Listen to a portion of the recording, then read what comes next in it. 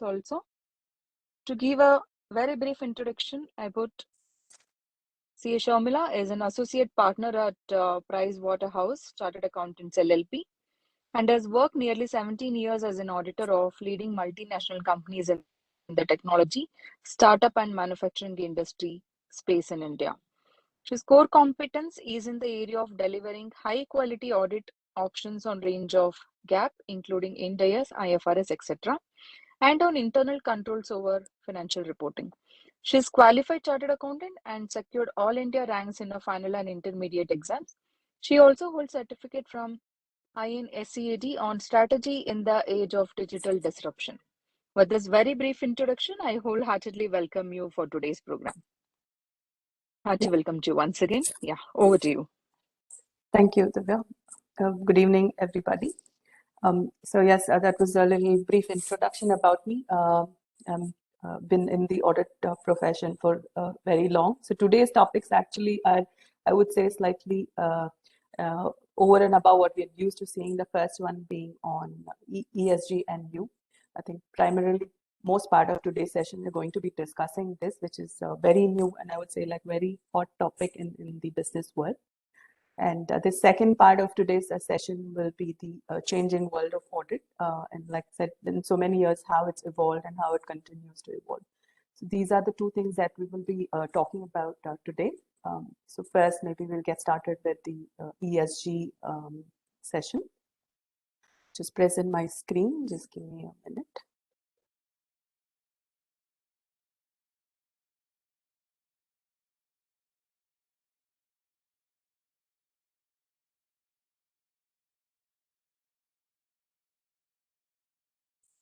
Is the slide visible?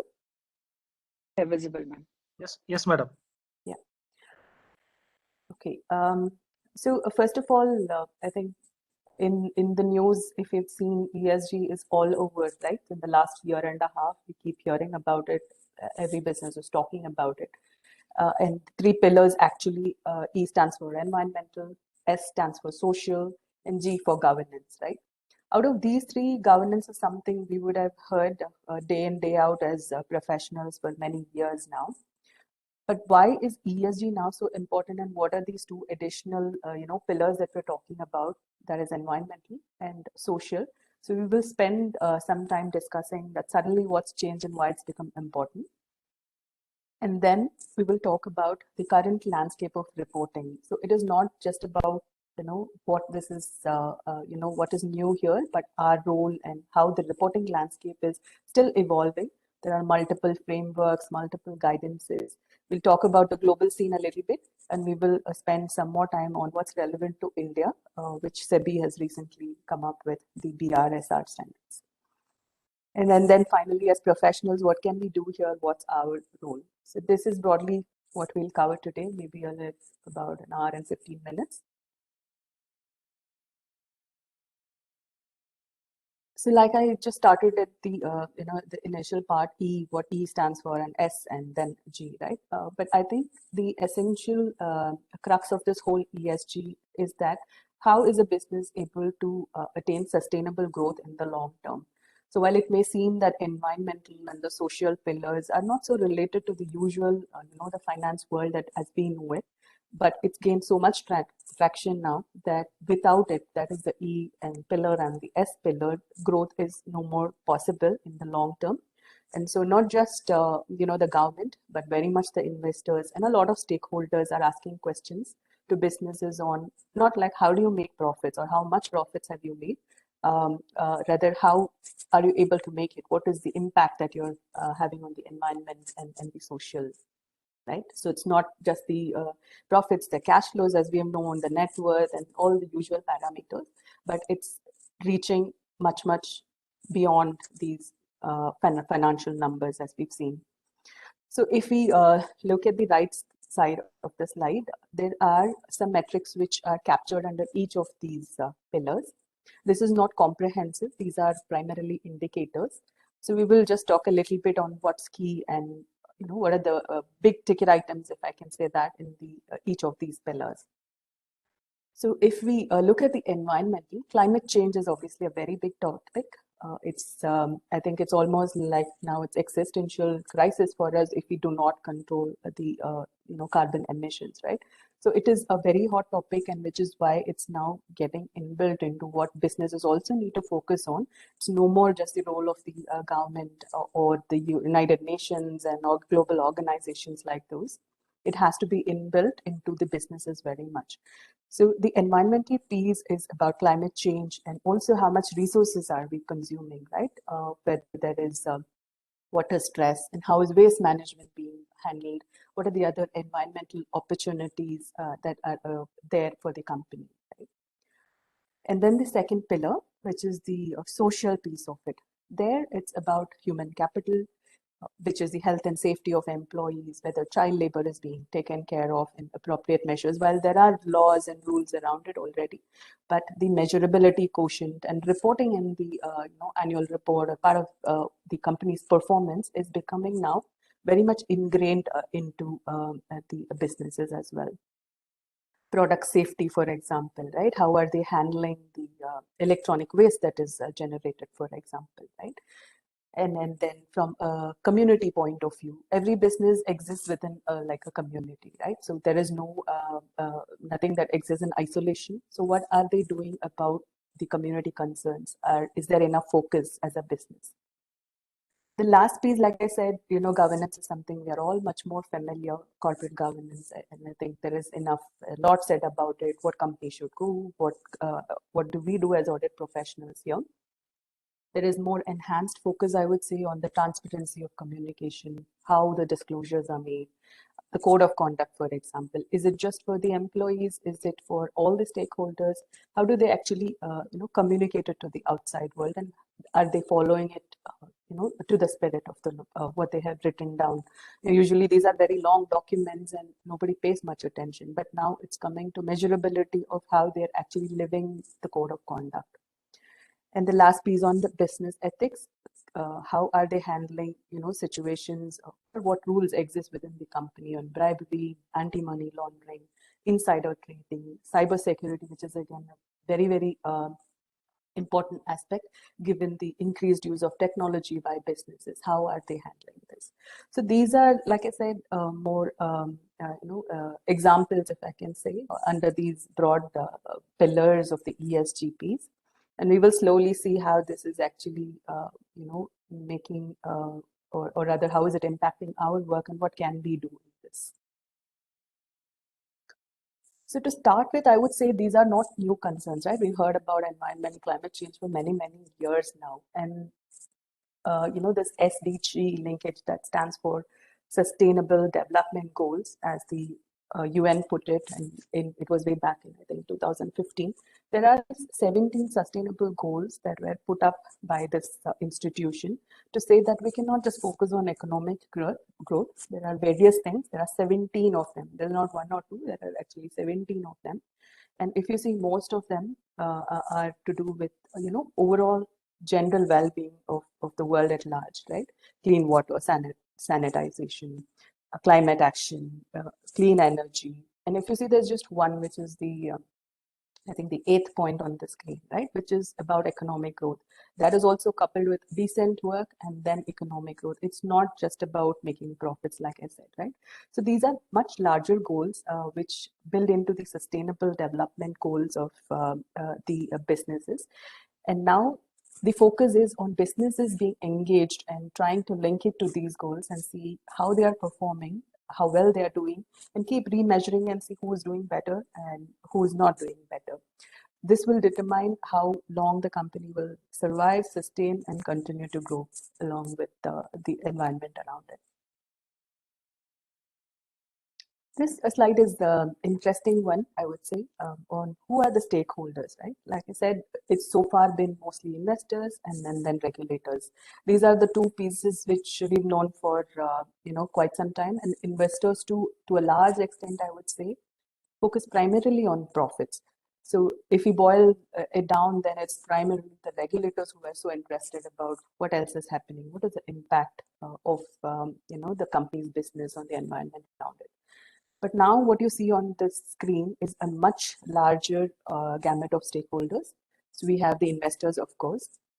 And very recently, one of the largest US funds, which is the BlackRock, right, venture capitalist fund, the CEO of that, about a year and so year back, I think he talked about how this is going to be one of the key metrics before they make any investments, right? It's such a large venture capitalist fund that no business can afford to ignore that, right? So a lot has happened since then, and many VCs and private equity funds have built in now into their metrics on where they want to invest, right? If there are two companies, one with a better ESG score versus the other with not such a good ESG score, clearly they want to be in the first one, right? So it's become imperative for businesses to focus on this and see how they can continue to evolve as the metrics grow, as the frameworks grow. So I would say this is all evolving, but nevertheless, nobody can choose to ignore it right now.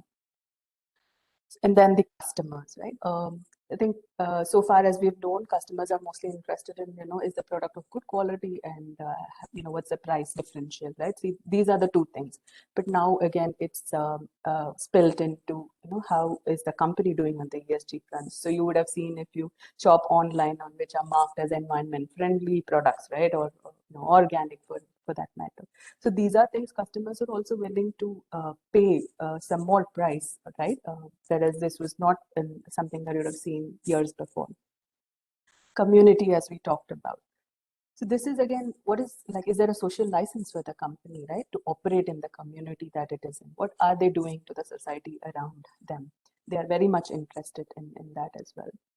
Employees, right? This is again more the millennials and the Gen Z, right? They're asking questions on whether the company is doing their bit on the ESG. Who is a good employer to be with, right? So these are questions that are coming from employees as well. Regulators, I think we've spoken about, some have made it mandatory. Various regulators have taken different routes to this, and it continues to evolve. But again, they are a big piece of the stakeholders in this whole ESG topic. Net zero again, this is very specific to climate change. It's, I would say, just one of the parameters within the ESG. This is a very important goal for the globe as such. If we want to survive, if we want to make sure that the Earth is habitable after 2050, one of the goals that is clearly laid down is to keep the temperature from increasing beyond 1.5 degrees. That's a maximum that everybody is saying that we can afford, right? So this net zero goal is a very important metrics for businesses as well, apart from governments and across the globe.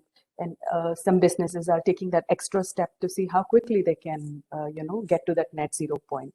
Net zero is basically how can we keep the carbon emissions to zero level, right? So how much output is there versus how much you're, consuming or paying for. So this is another key angle to the ESG, but it's built into one of the parameters. And we talked about why is the investor so keen about this, right? So from the investor's lens, we've seen now in the last year, and I don't know whether it is just COVID triggered or whether it was overdue and due to happen already. But there is much more focus by investors, and what you see on the slide as the UNPRI, it's the United Nations Network which lays down the principles of responsible investment, right? So basically saying that you can't be just focused on, like I said, profits alone, but it is more holistic and should be more long term. So last year, there was a 20% rise in people who have opted to be part of this network and want to do more in that space, which is the investor community. And then the assets under management have again significantly gone up, 40 trillion USD, which is obviously a very large number. And the last thing that you see on the slide is also very important. So the limited, partners, which is the VCs and the private equity community. So now 77%, and that's not a small number at all. So 77% of the global limited partners have made a public commitment to include that ESG will be one of the metrics basis which they will do more investing. And they're looking at exiting, businesses which are not so environment friendly or don't fit into the ESG scheme of things. Now, that was the global scene. And if we see India, again, it's no different. There is so much investor activism in India as well. Just in India, there's $1 billion of ESG dedicated funds that have been launched recently. And then signatories to the principles of responsible investment that we just talked about. And including banks and not just investors, everybody is pushing, for the ESG mandate to say, okay, do you want more funds? Like as a banker, they're demanding to know, are you focused on the ESG angle or not? They are keen and pushing the agenda from the funding side as well. And a lot is set to evolve. There's no doubt about that. While it's been like this topic of sustainable development has been there for many years now, the amount of traction that it's gained in the last, I would say, year and a half, or about a year and a half, is so much more than what's been achieved in the last maybe 10 years or so. There is so much more focus now. And while it may look like, is it like social service by the investors? Why are they even interested? But I think they all build into, long-term growth as well. So if you see the graph on the slide, there is a comparison of how much, growth or the returns that a Nifty 50 set of companies have actually, managed to earn versus a Nifty ESG compliant set of, samples that has been taken. So clearly the growth is, better than not an ESG company which is not focused on the ESG. So it is not just about, caring for community and environment, but there is a tangible benefit as well that is expected to come into the, company and therefore the investors. And if you see the number of organizations which believe that this is going to benefit them, it is, if you see, all of them are 60 plus, right? So there is literally the number of companies who believe that it doesn't impact them, or believe that there probably are no benefits, are very, very low, and the percentages are going down by the day. People are becoming more and more cognizant of how this is impacting their businesses and their long-term growth.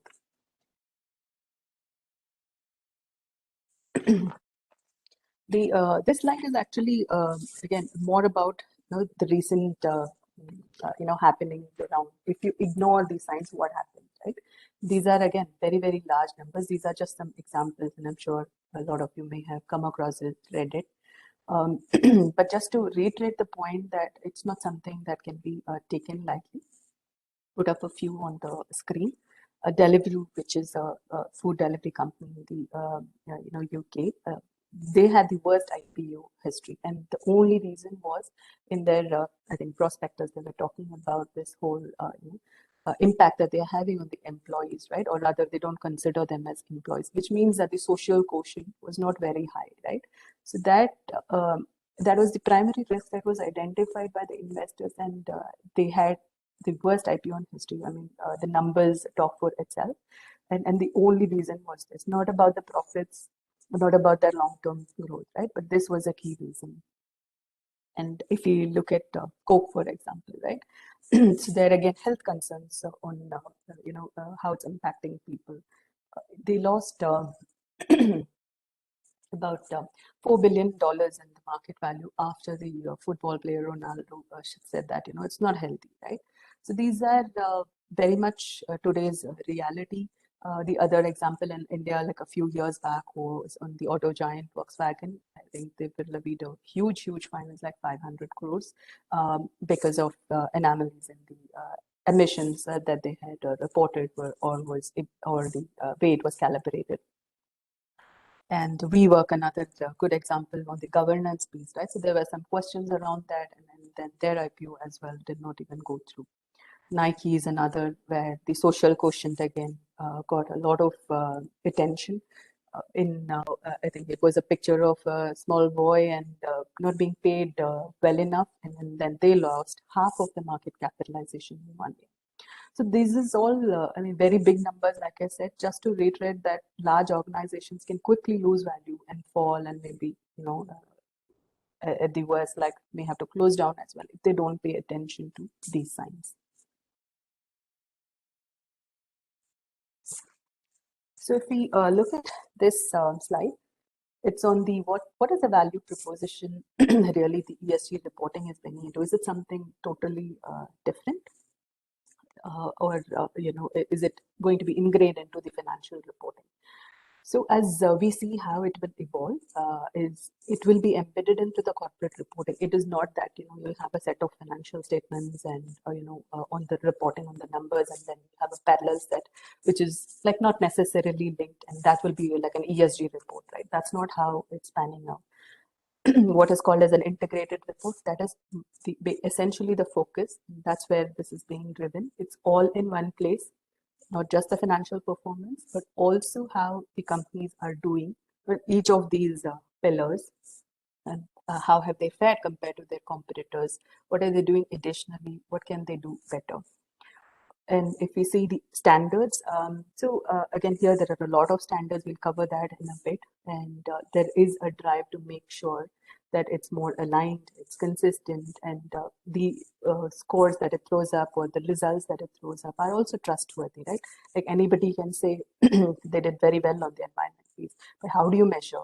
Is it reliable? These are questions. These are questions that the these are questions that the community and the various stakeholders want to know as well. And then the next is on, it's expected to be as extensive as well for how it is for financial reporting. We have a number of, standards, accounting or auditing for that matter, right? So these are also expected to be as extensive as they are for financial reporting. And companies must also now try to rethink, right? They have certain mechanisms of, how they are collating the information, how they are reporting their performance annually, quarterly, whatever is the periodicity. But now I think it's time for them to think about how to make it more holistic. What are the metrics they're capturing? How reliable are they, right? And how are they improving from where they are today? Of course, the benefits are both internal, external. We talked about it in a different, context earlier. It improves the reputation. It minimizes the impact on the environment. And it also helps in a long-term, better strategy for the company and a long-term growth as well.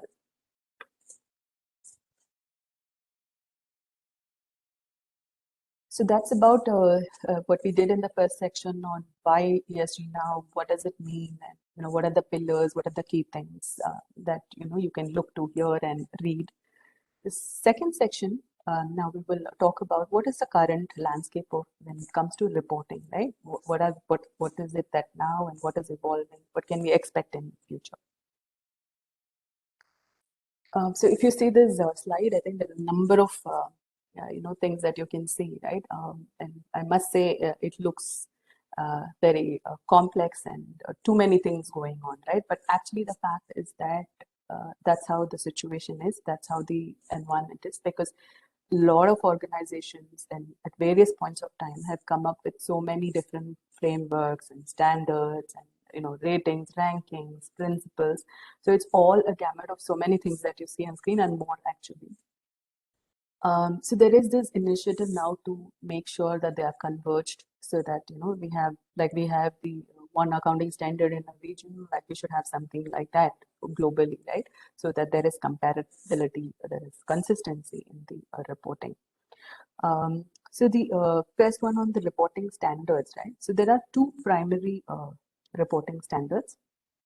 One is the GRI, which is the Global Reporting Initiative. This is not new again, it's been there for some time, but this is one of the key reporting standards, and we will talk about that in a little bit more detail in some time. The second most important one is the SASB, which is the Sustainability Accounting Standards Board. These two have been the ones which are prominent globally, the GRI and the SASB. We will look at it in what is different and what can companies expect from these standards and what can stakeholders expect as well. And then on the frameworks, so there are different frameworks again here. So these broadly, they don't lay down standards, but they provide like a certain framework on which, around which the company can report and operate. So the IR, which is very popular, and we would have seen it, in different forms and how SEBI put this across to us in the last many years, I should say, on integrated reporting, right? Well, it was not mandatory, but I think it existed, and this is a global framework, integrated reporting. And then the Climate Disclosure Standards Board. This is specific to climate, unlike integrated reporting, which is much, much more comprehensive. The CDP is again very, very specific to climate. It stands for Carbon Disclosure Project, which is very focused on what is the carbon emissions that a company has, what is the net, emission that it's, that it has as on today. TCFD is also climate related, so it stands for the Task Force on Climate Related Financial Disclosures. But it inbuilds basically, how does that translate into financial disclosures? So that's another very, very popular framework. You'll see a lot of, countries have actually adopted this as a mandatory framework for the reporting. And WBS, CSD is also the Council for Sustainable Development. On the alliances, so we do have the World Economic Forum, of course, and a few other things where we're trying to bridge the gap between what each country has and how that can be harmonized better. If you see the second half of the slide, on the left side, you see the sustainability ratings and rankings, which is again a very, very important piece when it comes to the ESG space. So these are organizations, and there are a number of them, which do the ratings and the rankings of how good a company is on the ESG score. So MSCI is a very popular one, which is the Morgan Stanley's institute relating to that. Morningstar, Bloomberg, Refinitiv, which is Thomson Reuters, HiVof.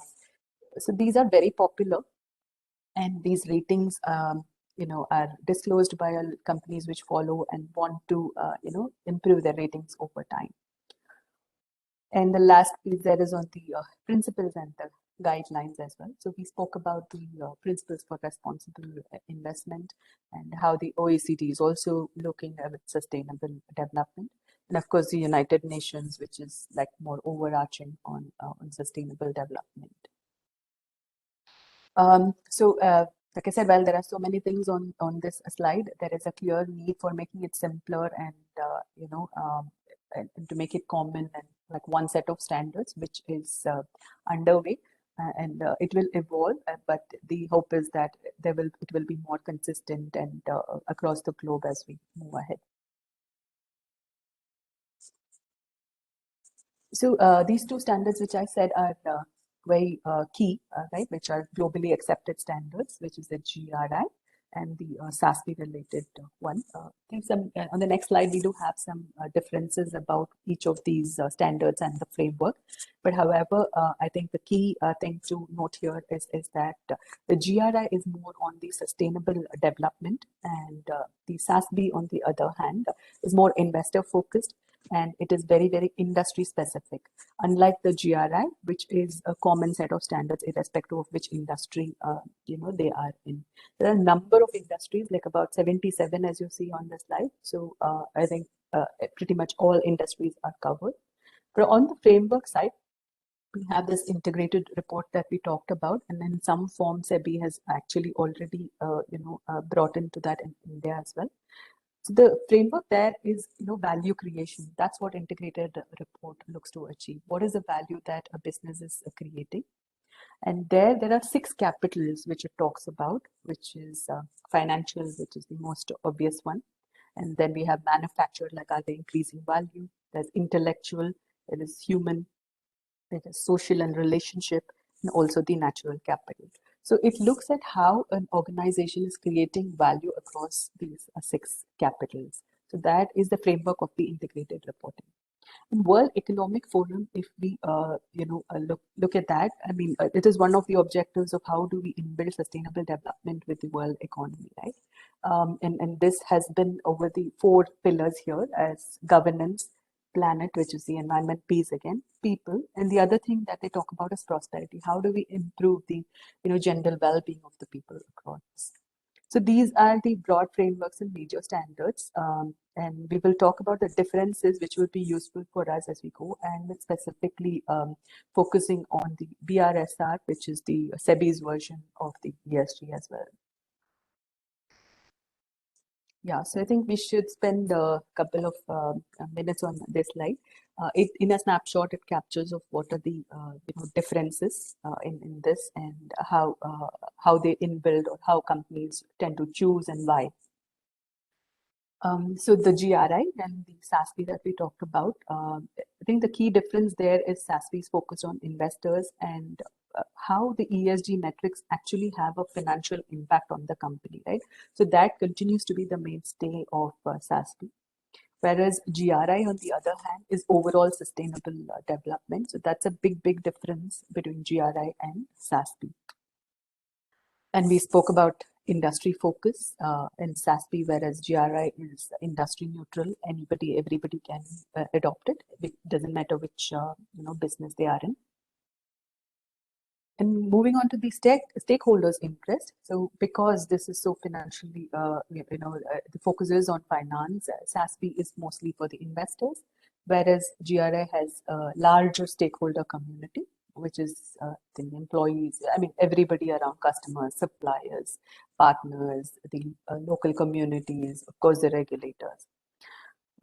The output is what I mean, as per the standards, what is the result is a sustainability report in both the cases. But however, the focus is a little bit more narrow in the SASB. And in India, GRI has been something that is more talked about. And from a framework point of view, if we move to the second half of the slide, is the integrated reporting for sure, which SEBI is brought in formally as well in the last many years. So if we see the framework side of it, integrated reporting, here the output is a financial stability and sustainability report, which is comprehensive, not just financial, but also how the company is going to sustain itself, what are the what is the impact that it has on various things around it, and the value creation piece that we talked about in brief, right? So that is the I would say foundation of the integrated reporting framework. In fact, the BRSR report, which is what SEBI is expecting now, the recently has issued guidance on, says that if there is already this framework that's being used, and there can be reference that is made to these frameworks as well, if there doesn't need to be duplication of the reporting. So that is something that SEBI has spoken about. And if you look at the stakeholders, both in integrated reporting as well as what SEBI is looking to achieve, I think both are very much common. It is the whole gamut of people in and around the business, and not just the investors. A CDP, on the other hand, which is the Carbon Disclosure Project, so that is very much focused on environment and carbon emissions, and it's very focused on investors. And finally, the output is only like a CDP score, which is much more narrow. But again, countries which are keen and are more focused on this piece, they are focusing on the CDP to make it, what should I say? It is not an easy task, right? To develop some, the whole framework for a company to report on so many pillars that we talked about, the ESG, right? So I would say like more baby steps that they want to take the climate first, and then move on to social and other, aspects. So now coming to SEBI, I think here this is intended uses that it is going to be part of the annual report, and the output is BRSR, as I mentioned earlier, stands for Business Responsibility and Sustainability Report. So SEBI has come up with this earlier this year, and we'll spend some time discussing what does it have and who is it applicable to, and what are we going to be doing in the space as professionals.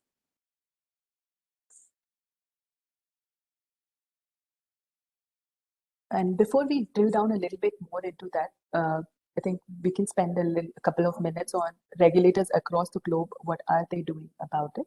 I think there is a lot on the slide, but we'll just touch upon maybe a few of them. For example, Switzerland, Australia, Singapore, right? All three of them are focused on the TCFD, which is the Task Force on Climate-Related Financial Disclosures, which they have made it kind of mandatory for companies which are listed on their exchange, right? So that is something which has gained or is more visible in the global scene. On the other hand, US and UK, for example, they have their own, requirements. And US, in fact, earlier this year, they've tried to simplify the ESG disclosure and come up with an act in earlier this year. And there are still some inputs that they're asking the public on climate disclosures, like what else would they like to see? And then the process of changing the standards accordingly is underway. UK, again, there is TCFD impact, but they are looking to also see, is there any greenwashing, right? Which is nothing but, are companies overselling or over-reporting, what they're actually managed to achieve on the environmental front. It's a very common term. And again, when you look at ESG, you will normally find this to see how can companies not end up greenwashing or not reporting some metrics or overstate their achievements in this. And then, of course, India. So SEBI has recently now made this mandatory from the following year, that is 22-23 onwards, for the top 1,000 listed companies to prepare this report, which is the business responsibility and sustainability reporting. And for this year, that is 21-22, it is voluntary. But this is a year for preparation, I would say, for large corporates to get to a stage where they can actually put out their, results in 22-23.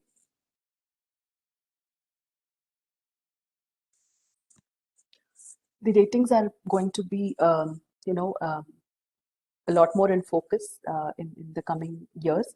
Because one thing is assurance on what the company is reporting, but independently, the ratings of the companies on the ESG by various, institutions that you see on the screen, and there are many more are evolving. But it will become a very, very important parameter for the companies to report as part of their performance.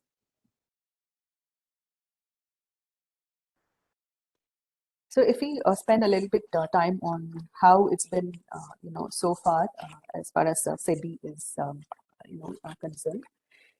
So it started with in 2011, the Ministry of Corporate Affairs, they issued the National Voluntary Guidelines on social, environmental, and economic responsibilities of business. It was purely voluntary, and that's way back in 2011. That's like actually 10 years before, right? It was voluntary, and it covered pretty much most of this piece. Corporate governance, of course, was a separate one, and it was mandatory. I mean, it is mandatory for some years now. This is how it started. And then if we look at 2012, they came up with this BRR report, which is the business responsibility report. And then first it was for the 100 listed companies, the top, like basically by market capitalization. And then it was enhanced, and the reporting was required by the top 1,000 listed companies as well. So that was in 2012, and this was in a way built in to the global standards. And then in 2014, CSR, I think this is much, much more familiar because it's impacted not just listed, a lot of private companies, right? So with the overhaul of the Companies Act, way back in 2013, these rules were brought in. Of course, the rules continue to change, voluntary, mandatory, and even this year, I think there has been a lot of changes in the CSR rules. But this was also inbuilt into one of the asks relating to ESG and how is a company actually contributing to the society. So that was in 2014, and then 2017. So here, the integrated reporting came into picture with more and more companies going global, and there is a need for making it more comparable across the globe. So the integrated reporting was also brought in by SEBI. However, it was voluntary. It was like more recommendatory for the top 500 listed companies. So these are exactly the global standards. There is really no difference, but it continued to be voluntary though in India. And then in 2019, so the earlier, national voluntary guidelines was kind of rebranded, and they converted this into national guidelines on responsible business conduct, right? So instead of specifying, economic, environment, etc., I think they made it a little bit more broader and brought this in 2019. So it's been 2 years since, and in May this year, the BRSR, it's I would say a new avatar of this now ESG reporting. And like we spoke about, mandatory in a year from now and voluntary right now. But this is the current version of what SEBI is put out, and this is this year's development.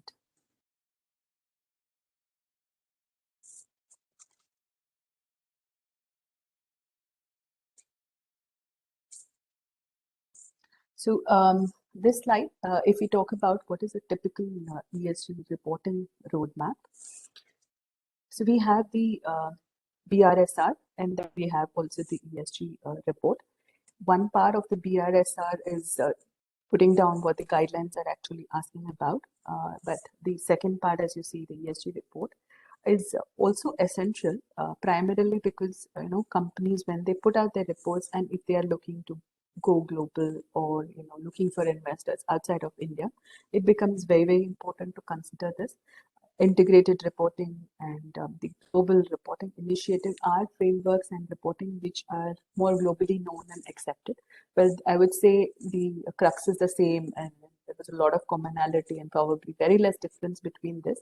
But I think mapping it to what the GRI is expecting or the integrated reporting framework is expecting is very, very important for companies if they are aspiring to go beyond this geography. And then how do you make it credible is the second question. They may continue to report, there are frameworks, there are guidelines, they could put out, their, I should say, assessment of how, they have fared.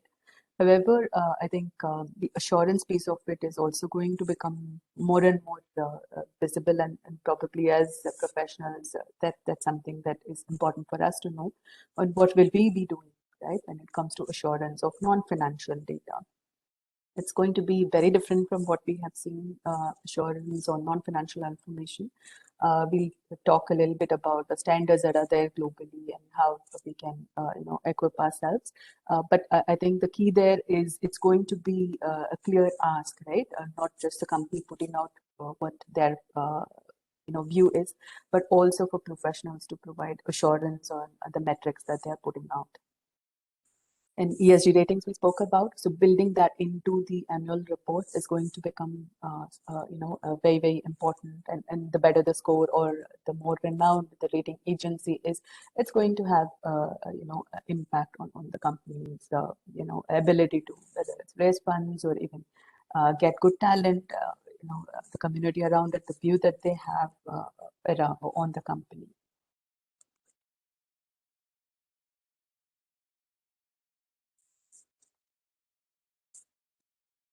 So I did mention that, it's not completely something new, right? The framework, the intent is to keep it kind of common, and so that we don't deviate too much from the global framework.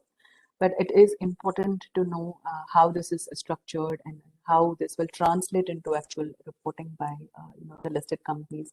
Some of them may start doing it voluntarily this year, but also because it's mandatory from the following year, we should see much, much more in the public domain the year after this. So this is how it is structured.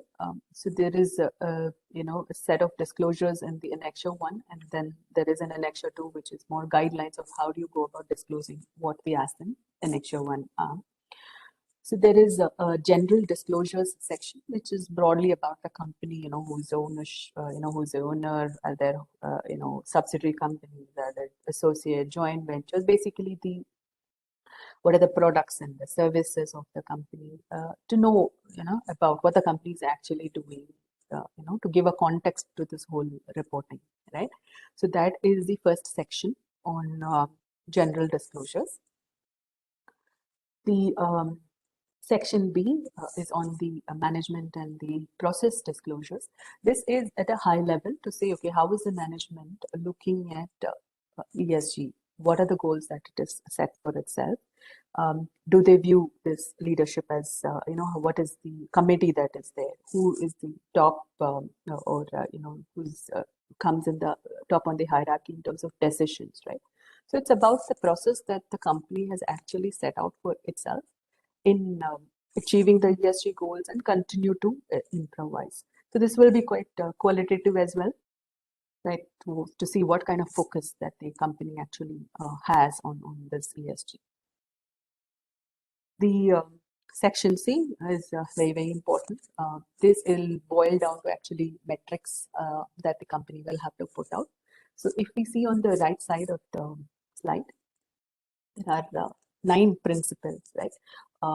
So each of these have been now broken down into, so just like maybe if I take an example, the principle 3, right? So it talks about how does the business promote well-being of the employees, right? So this is a broad level principle. So under that, the guidelines actually lay down what are the essential indicators, which means the company has to mandatorily report, and then what is a nice to have, or the leadership indicators as well.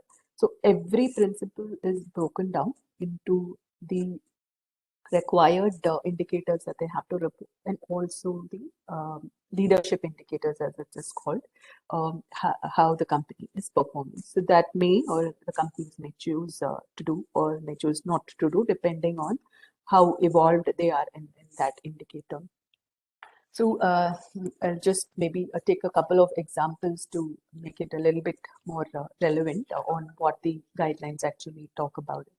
So in the principle 3, like we were talking about on well-being of the employees, right?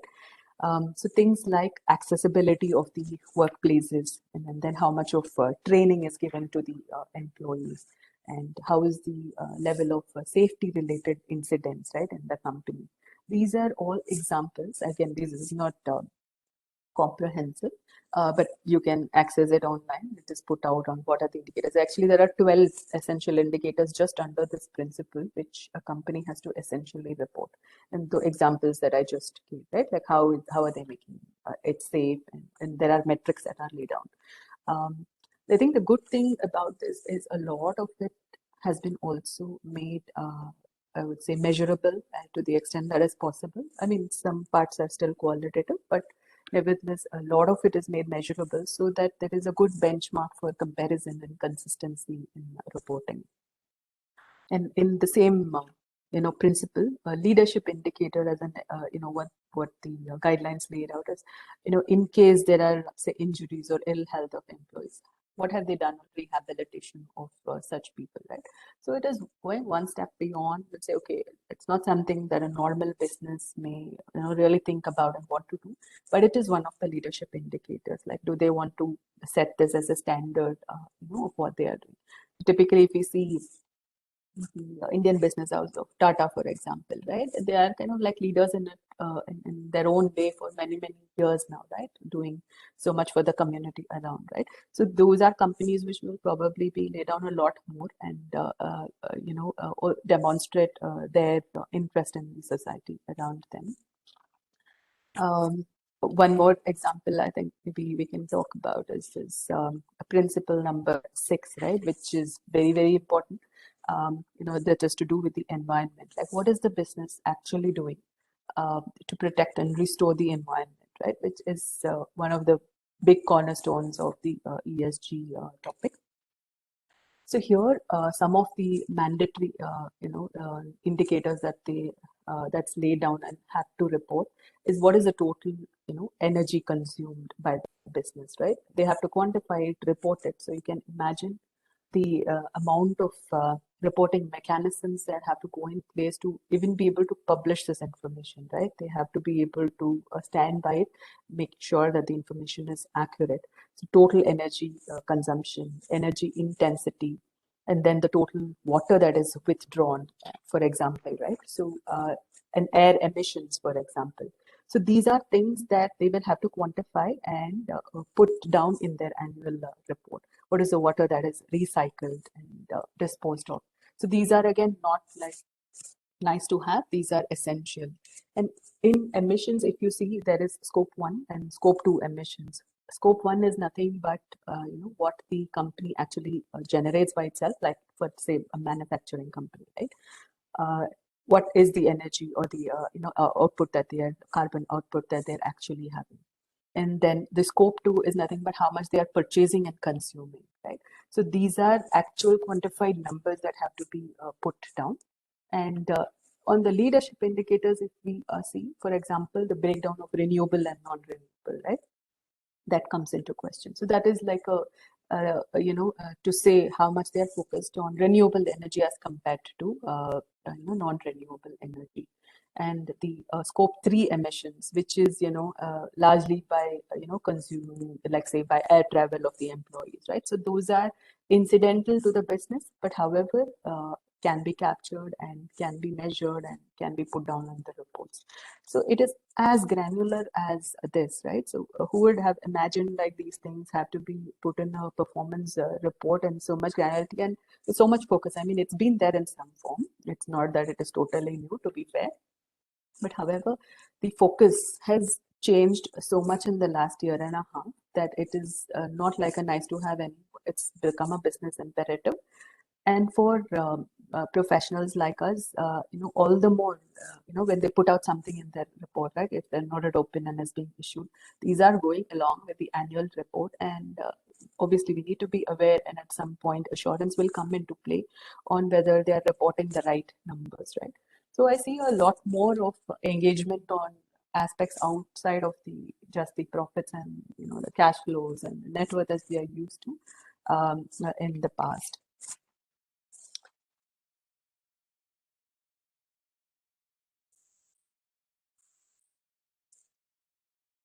Just a little bit more on the BRSR put on by the SEBI. I think I did mention it's both qualitative as well as quantitative in the guidance note, right? So that gives like clear indications, including like in the emissions, for example, CO2, like carbon dioxide, nitrogen. So these are things that it is actually saying you have to put down, and it is quantifying and giving, or rather, it is laying down that at that level of granularity, it has to be reported.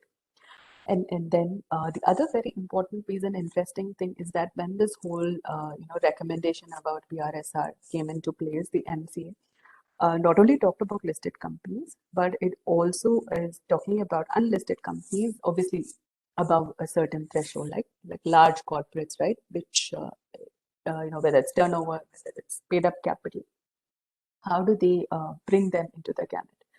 So right now, it's doesn't exist. Like, I mean, there are no rules put out yet, but as you can see, the recommendation was clearly there. So it is only, I think, a matter of time that apart from listed companies, we will also have large corporates coming into this gamut, which means obviously a much larger population is going to get covered by the ESG reporting. And the other recommendation I think that the committee had was also on smaller unlisted companies. So it is not just listed on large corporates, but it's also smaller unlisted companies, right? So the recommendation I think there was to have a light version of the format on a voluntary basis to start with. So if you see I mean, all this is basically to say that the intention is clearly there to get to that point that every business thinks about it as routine, right? Does not, just, make money, report and pay dividend, right? It's not just about that. Every company, the expectation is going forward, and definitely if they want to grow, they have to think larger and look at the impact that they have, on these pillars of the ESG.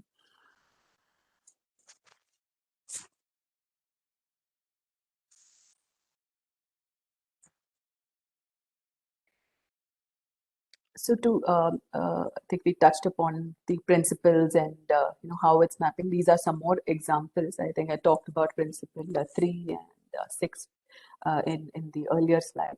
But if we see the principle, I think one per example, which I think is on just a minute, which is on the governance and the ethical and the transparent piece, right? So there, if we look at it, it is talking about anti-corruption, anti-bribery, for example. Those are mandatory. They have to put on what policies, and if there are incidents, how they are handled, for example, right?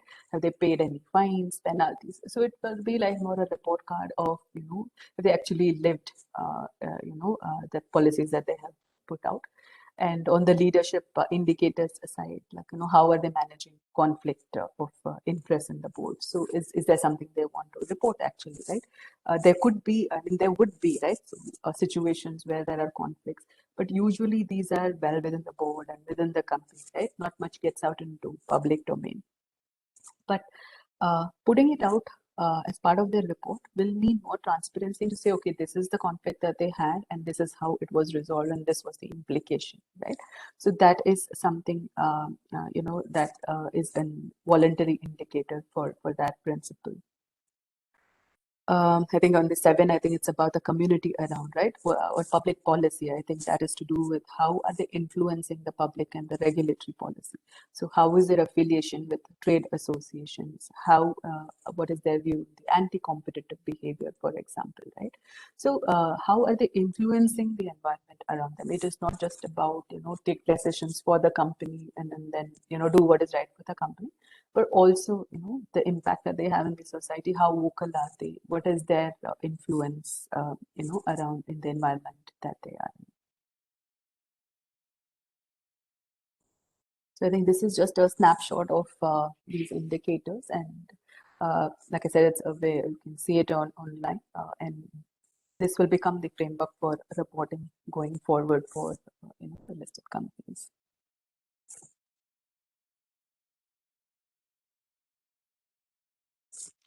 So this slide was just a little bit about why now, right? It's still 1 year away. The mandatory application, it is 22-23, as I was saying. But I think some of the key things why some large corporates are already working on it is it's as you would have seen, it's not easy to get hold of so much of data, kind of make it reportable, right? And there are so many parameters that we saw, right? If you see the point 2 on the slide, right, there are 62 such points in the essential category itself, which means that they need to be able to comment on 62 items, whereas the earlier reporting, which was the BRR, had only 37. So nearly like double, right? So that's the exhaustive set of information that the companies need to prepare. And the another important thing is that current and prior data is also required, right? So it is not just about 22-23 is mandatory, and therefore only that year they will start working on it. It is going to need a lot of preparation, and with comparatives, which means effectively, they need to be ready with that for this year as well. And then the point about stakeholder identification, right? So these are complaints. How have they resolved?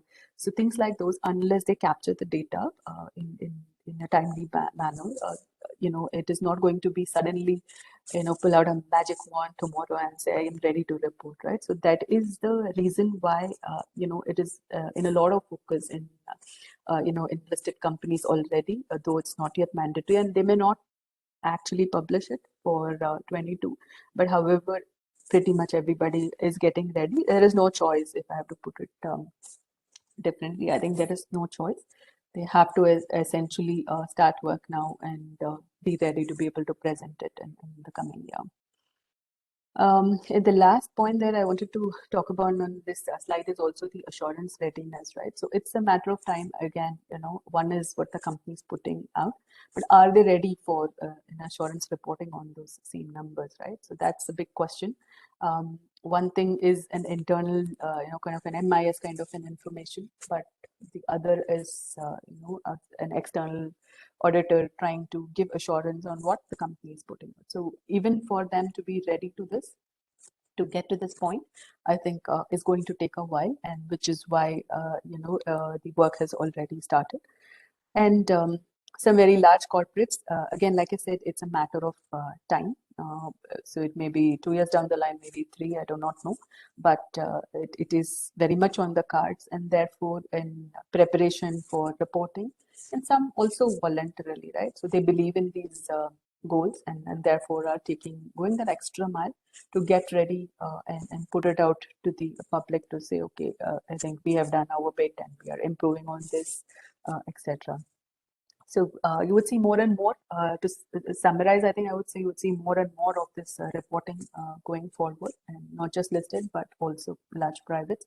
And maybe many years down the line, everybody's, all companies probably will be required to report on these parameters.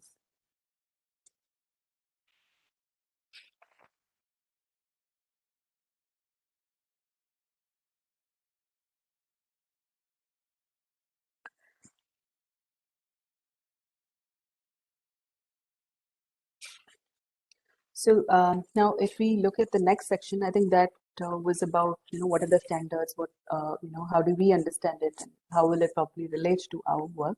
But the next section, which is the last one I'd like to cover, is on how can we, as chartered accountants, do anything in this space when it is so much non-financial to start with, right?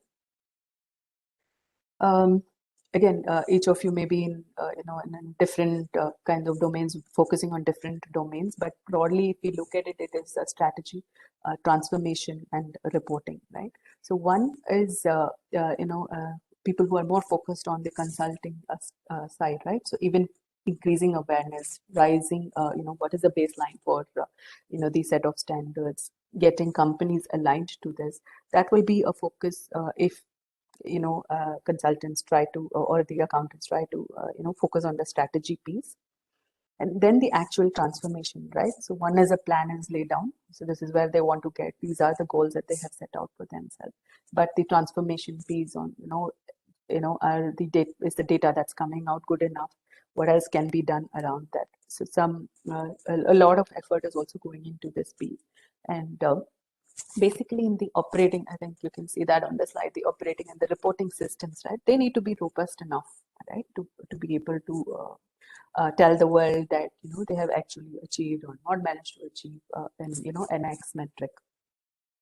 And the last piece, which will continue to be very important for us, will be the comprehensive reporting around this and the whole credibility of reporting, right?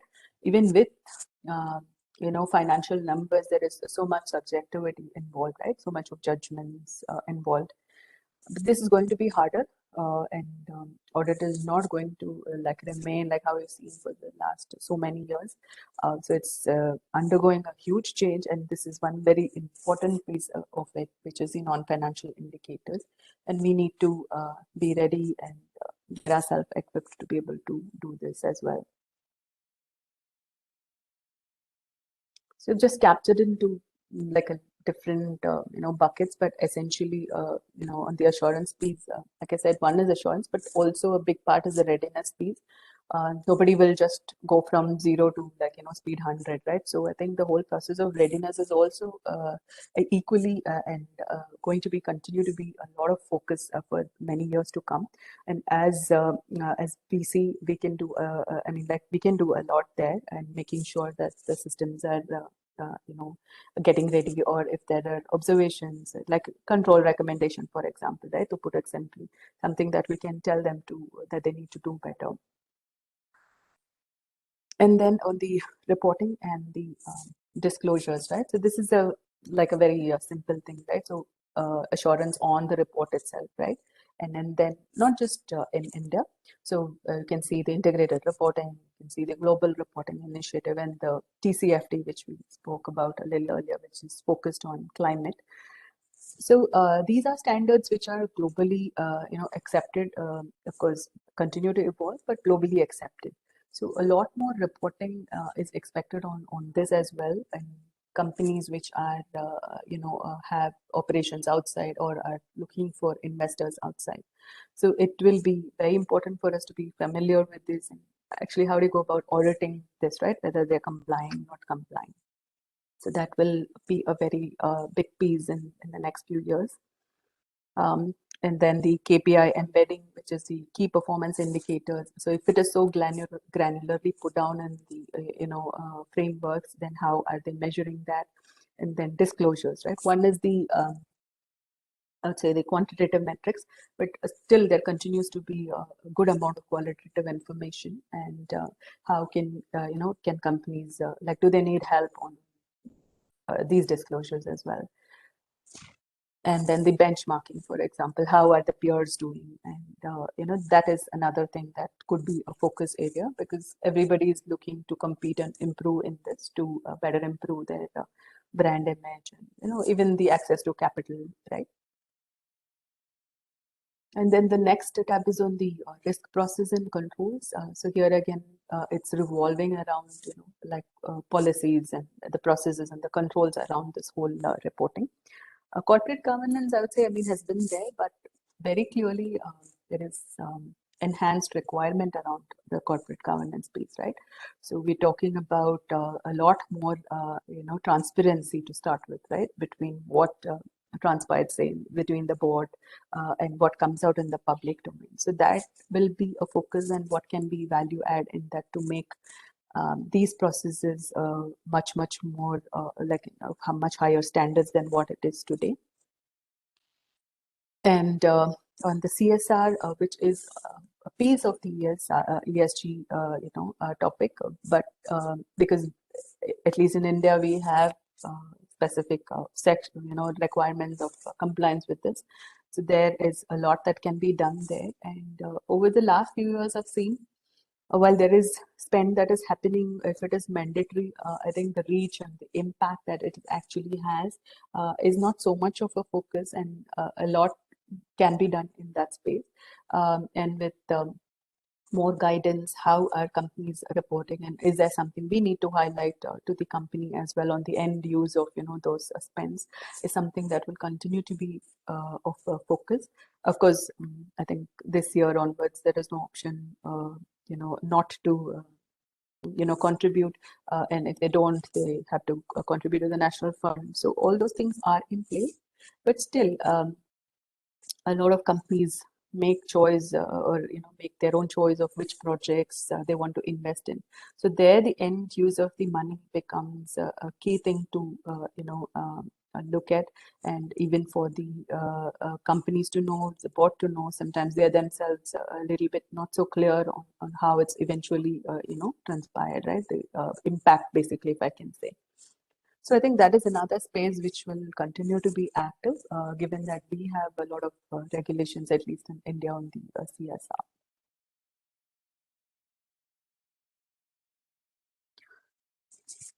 CSR. So this slide is actually quite simple. I would say not very new. I think when we do these certificates, we will come across limited assurance and reasonable assurance, right? So one is there, it is negative assurance, which is the limited assurance, and reasonable is where it's positive and obviously a higher level of assurance. So both these are being will be looked at and will become benchmarks of how the non-financial information will get assured as well between the standards, and to what extent, like if a company is, right now it's not mandatory, so obviously there is discussion on whether it should be limited and whether it should be reasonable. But however, I think, for us, when we look at it, what is the framework? These two will become sort of guidelines of reporting as we, sort of get into more and more of ESG related assurance reporting.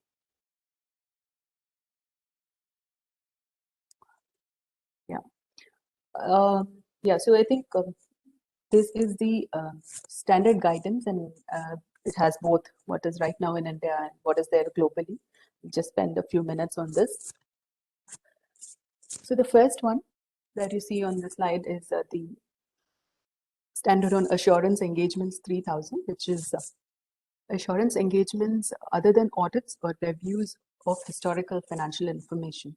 So this lays down how to go about giving assurance on other than historical financial information. This is obviously a global standard, and it's come in 2003, and I think about 5-6 years back it was revised again. And India equivalent is right now not there, but when we look at how it's going to evolve, clearly the similar standard will be something that we will see in India as well. And if there is global reporting required, this will be some like a sort of a benchmark basis which the reporting will need to be done going forward. The second one is very much already active. I think February 2021 was when it was released. This is the assurance engagement related standard, but it is only thing is that it is very specific to how do you respond to risk of material misstatement in GHG, that is the greenhouse gas emissions, right? So it is very focused on that. How do you go about giving assurance on this one topic, right? So it is something that is available and can be used or should be used when there is reporting on this metric.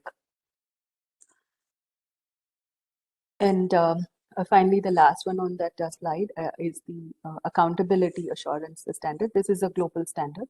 This is a bit more larger and covering all ESG issues, which is inclusivity, materiality, responsiveness, and impact. So this was launched in 2008, and it has been in hope for some time now. But however, these principles that are laid down are more comprehensive as compared to the other ones that we have seen. So this is a global standard, and don't have an India equivalent, but given the focus on the ESG, for the last year and a half, and as it it goes on, it looks to it will increase in the next few years. I think similar standard will, it is a question of like time of when this will come up, and we will be required to familiarize yourself and, use it when we are reporting as well. So broadly, this is the structure of the assurance standards on this whole topic. I thought this cover. Not a lot in news, not to say that I have used or anything, but I think it's important to know of about what is there right now and what's expected as well in the next few years. I think that's the last slide that I had on the ESG topic. So try to cover as much. I know it's been a lot of theory about what ESG is and how it's actually kind of going to get inbuilt into our work.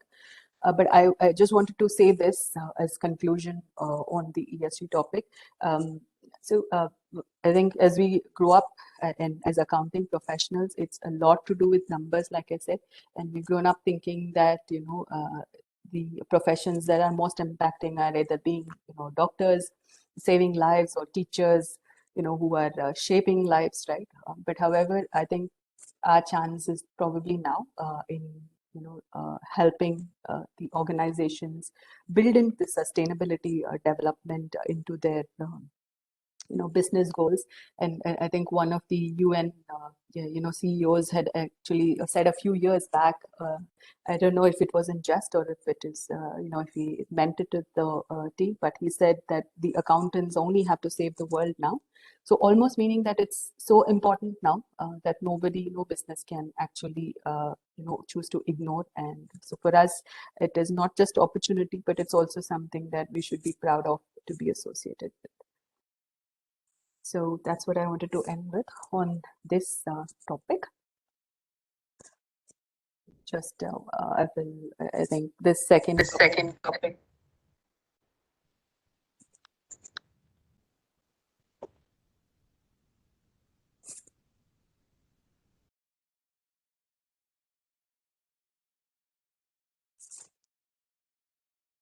So just give me a minute.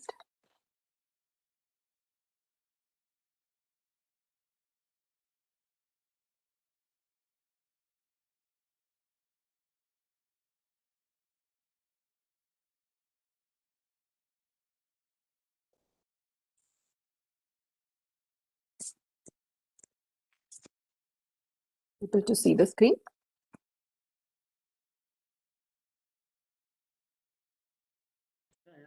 Yes, we can see now.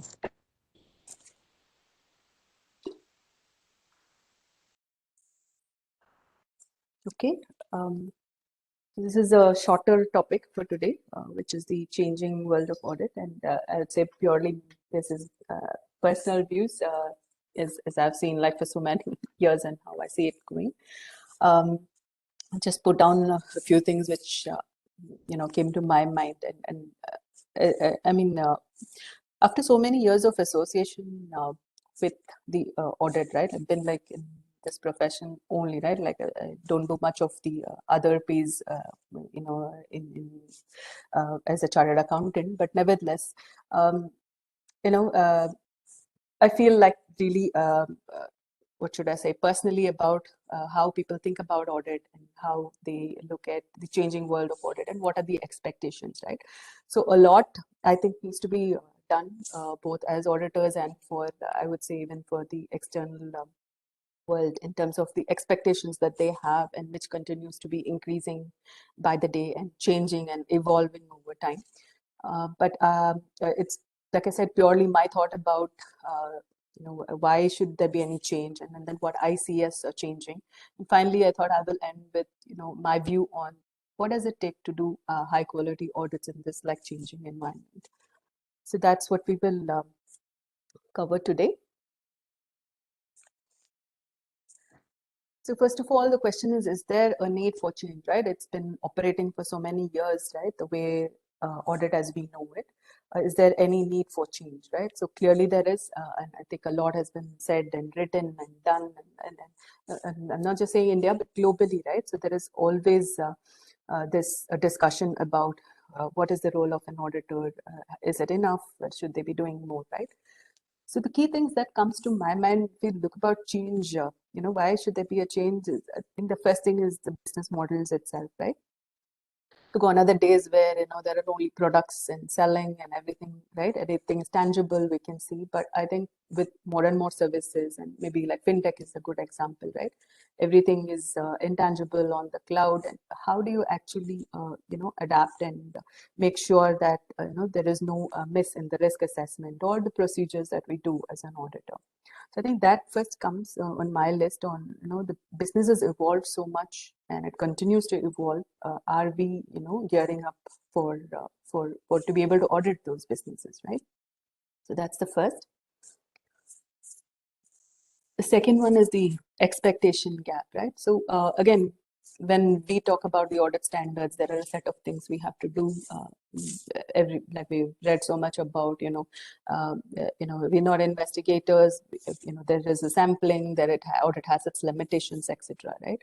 But I think now the expectation from the stakeholders is very clearly there, laid out in the environment outside, and we cannot ignore that, right? We are operating in an environment. And we have to be cognizant of that. So if as a regulator or if as a regulator the expectation is different, or as investors the expectation is different, right? Clearly there's something more that needs to be done. Either we have to do more, or we should be able to bridge that gap, kind of explain what is that gap that will continue to exist. And again, here I believe that even going forward, audits will never be like a guarantee of a business, right? That it will never be, right, irrespective of what we do. I think it's a huge environment, and we are one party to this whole thing. But I think there is need to do more. That is also very clear, and that's what we will talk about, and what should be the focus areas. The need for change is also driven very importantly through the audit failures across the globe, and it keeps occurring, right? And it has occurred in the past, continues to happen, and it will never be zero, right? It will never be zero, but the idea is to minimize and see what is the impact that it causes to the environment around. How can that be minimized, right? So that would be the key. Again, audit is one such thing where if things are good and everything is going on well, it is more viewed as one of the routine tasks that a company needs to do, right? The accounts has to be audited. But however, if there is a cause for concern, then there is so much attention that it gets, which is like otherwise not there, right? So that is a very, very important piece of our work, to get it right all the time, right? Although sounds like too much, but all the time, right? That's the expectation. The other point is on the who are the interested parties, right? So typically in the environment, like as like said, it's mostly about shareholders. Like audit reports are addressed to them. Of course, there are board, there's audit committee, but largely, and then of course regulators, they're an important piece. But I think little bit building on from the ESG as well, right? So I think it's evolved, and there are a lot more parties who are interested in the audited numbers or the report, right? Whether it is the community around, or whether it's the employees or even suppliers for that matter, right? So the scope of people who are interested in this itself has become much more than what it used to be, and it's another big reason, I think, why there is a need for change.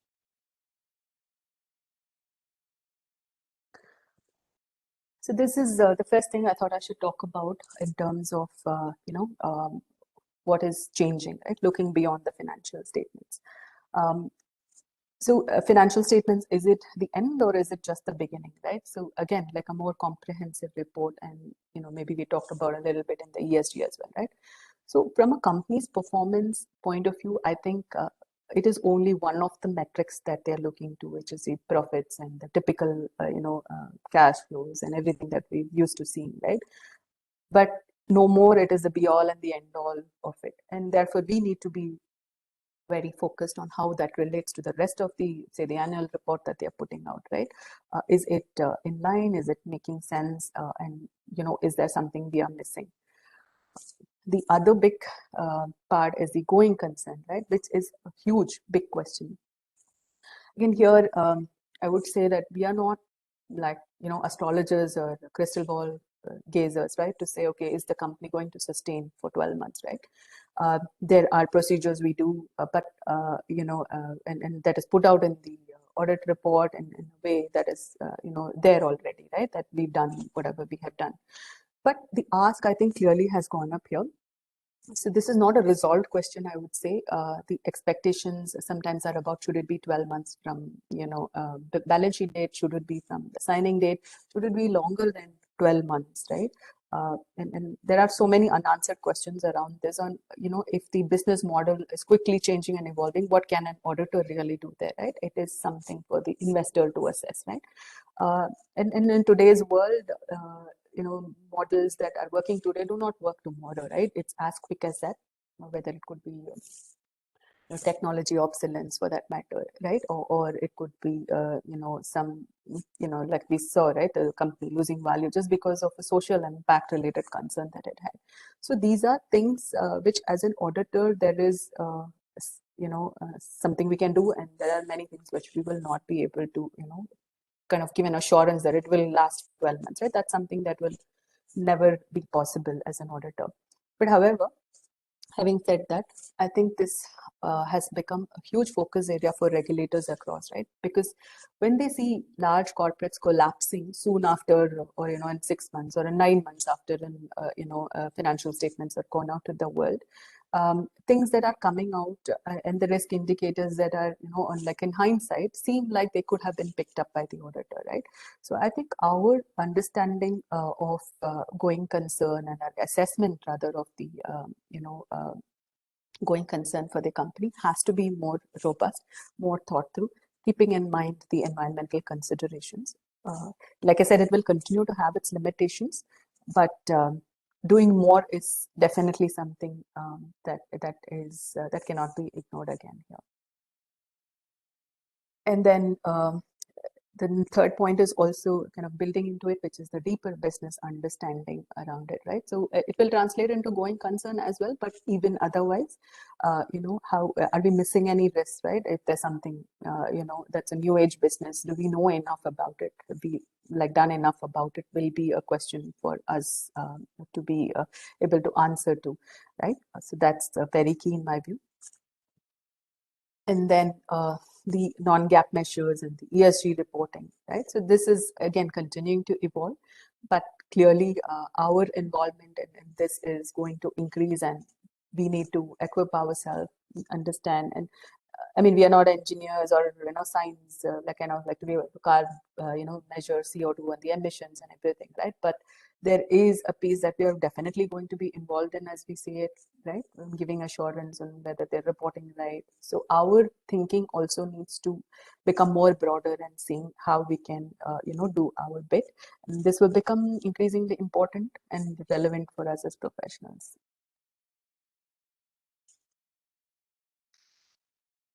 This slide, again, shareholders versus stakeholders.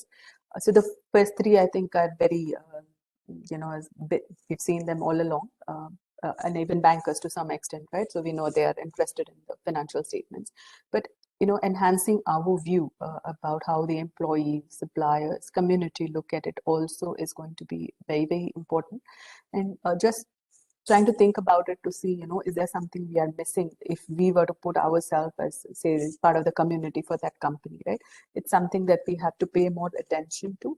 Again, it may not translate into readily in something that we have to report, but being aware of it and seeing if there is, if at all there is any big impact, is something we cannot afford to miss anymore in the coming years.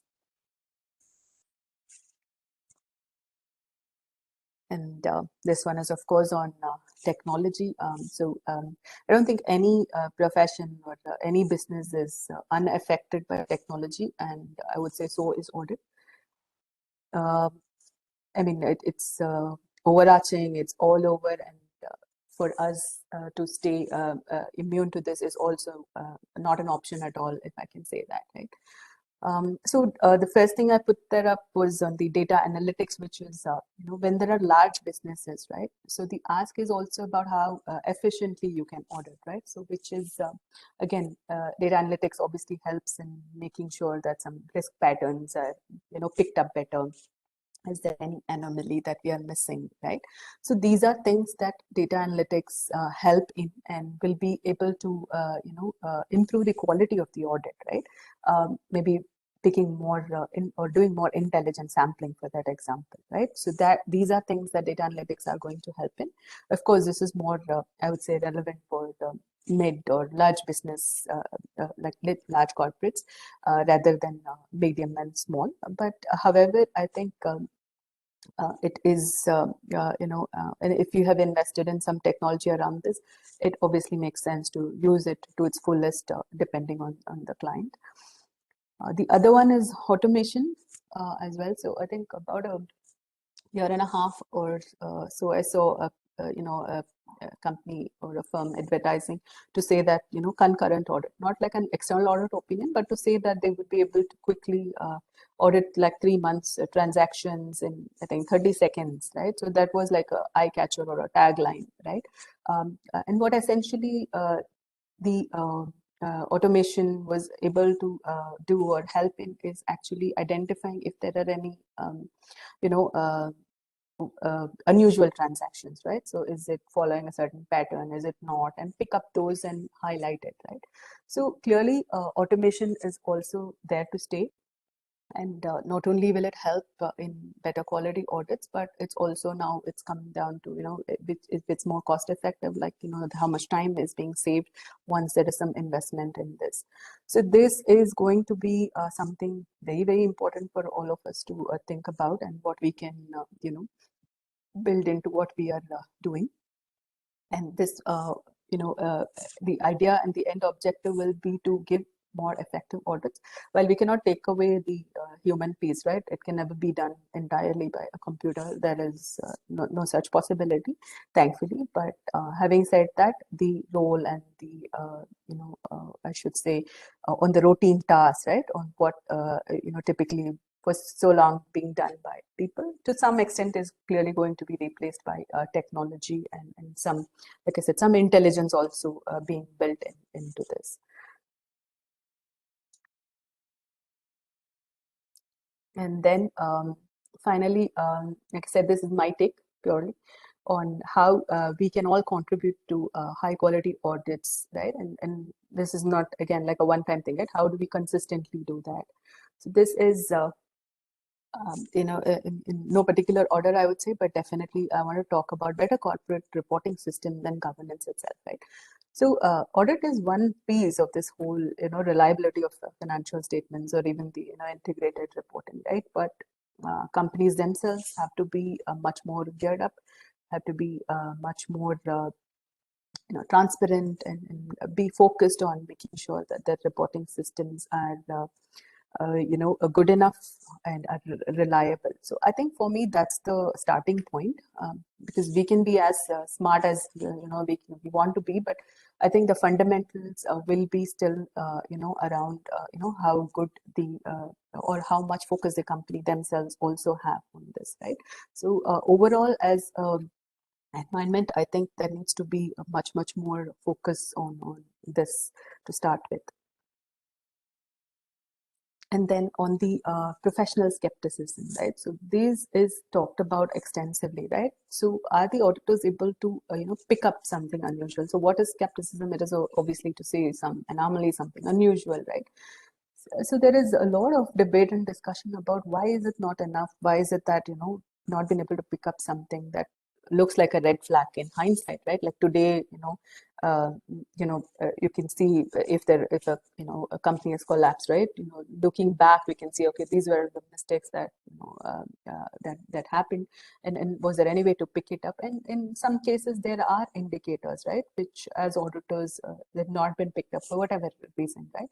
So that enhancement of professional skepticism is very much I think a key to doing better quality audits in future. And goes hand in hand is also judgment, right? So again, it's not a clear science, right? It's not like A plus B equal to C in audit, right? These are opinions, these are views that we form based on the evidence that we have. However, again, when we look back, if there are some situations where there are situations, I should say, that judgment would have been better, right, with the facts that we have. So looking at it more holistically with improved skepticism and trying to form better judgments, right? And maybe to some extent, disclosing that in the financial statements is something that is going to be very important for us in future. The next point, we did talk about evolving business models. So this will be an arc, and the rate at which change is happening today. I think this is not going to go away, and every day there is something new, and we need to be equipped to be able to just understand the business first and assess then what are the risks. Are we missing something, right? And cybersecurity, for example, right? Where, say, for example, let's a fintech company, right, which is so heavily invested into this data output from various systems, right? So if there are cybersecurity risks which are unaddressed, then clearly it's almost, I would say, a huge risk as far as the company is concerned, and could in an extreme situation, threaten the going concern assumption as well. So we need to be very much aware, of this as well. It's not just about, reporting, last year's performance and is that it? Probably not anymore. So the expectation clearly is spilled over to beyond that. Going concern, I think I did discuss earlier as well. So I think more focus on these assessments and rationale will be something that will be very important for us. The last but one point on fraud risk considerations. So this is again a very important one. So businesses collapse sometimes because of there's not enough, like, or it's not viable anymore. But there are also equally fraud related collapses, right? So in that context, there is a lot that's been said on what can an auditor do, and the expectations are obviously very different from as we read it in the standards, right? Maybe I'll just share this in the UK, for example, where in the last 3-4 years there have been a number of audit failures. So in fact, they have come up with a new audit standard on fraud, right? What are the considerations that an auditor need to have? So it is the ISA UK 240 version, right, which is different, or rather, it is enhanced from the the international standard relating to this. I would say, I mean, the 3-4 key things which they have spoken about and what they are expecting from the auditor is this. For example, there is a specific paragraph which I think talks about, is there any indication, for example, that the documents are not authentic, right? So that is something they are saying specifically consider it and see if there is any, anomaly there. I think the other one was also on, are we equipped to identify fraud risk as an auditor? Is the business so complex, right? So do we need to involve some forensic experts, for example, right? Where probably, I mean, it'll obviously not apply to all, but nevertheless, there is ask clearly to say, okay, is the business model complex? Are we equipped? Do we have enough expertise to handle, or do we need more specialists and experts in this? So that's one thing that they have talked about. And then I think about even the reporting piece, right? So you would find it in all the audit opinions, right? How we have considered fraud risk and why, it is still possible. And there's a standard language. So now they're asking, to tailor it for the companies, right? So what have you done? Have you brought it to an acceptable level, right? So that's something that's laid down in the standard. And in as many words they are saying, it cannot be a standard reporting on this. It has to be specific for the company. Now, I think it's a very, very difficult ask. I mean, what would you say for every company differently, right? What have you done on fraud risk? But clearly, I just wanted to highlight that to bring about the point that, that's how regulators are expecting, right? The focus to shift from, I would say more granular on fraud risk, right? Have we done enough? Think about it much, much more than what we are otherwise used to. So that is definitely one area which will continue to evolve. And finally, I think I would say with the ever-changing world as professionals, we also need to continue to invest in ourselves, equip ourselves technically, and being able to get there to be able to put out meaningful audit opinions that are relevant, right?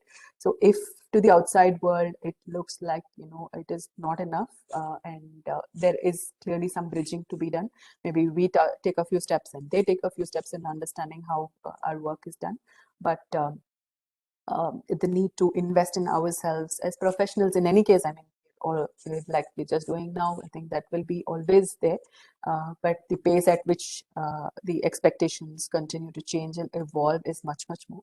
So we just need to be ready to be able to take up this challenge and be able to give or do our work in the best possible manner. So I think that's the last slide I had. So thank you. Thanks for listening patiently. Maybe I'm not sure if there are any questions, but Divya, if you want to take it from here. Ma'am, please check your chat box in case of any questions.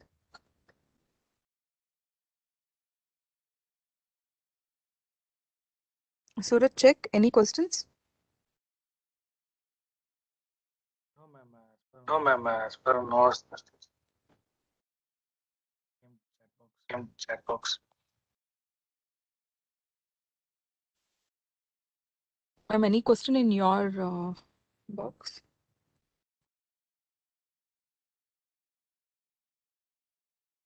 No, okay.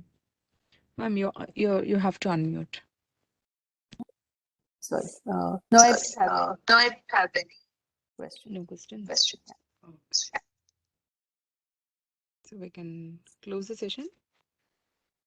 Yeah, sure. Yeah, sure. So thank you, everybody. Thank you, everybody. So, okay. Dear members, I take this opportunity to propose formal vote of thanks for today's first day's program. Wholehearted thanks to Sharmila ma'am for sparing her valuable time and giving an excellent presentation. Thank you so much on behalf of entire managing committee of Bangalore branch and also on behalf of entire participants, ma'am. Thank you so much for your great presentation. Thank you. Yeah, thank you so much. Thank you. Members, we shall meet tomorrow for second day's session. Request all of you to kindly participate. Thank you, ma'am. Thank you so much. Thank you. Thank you. Thank you. Bye-bye.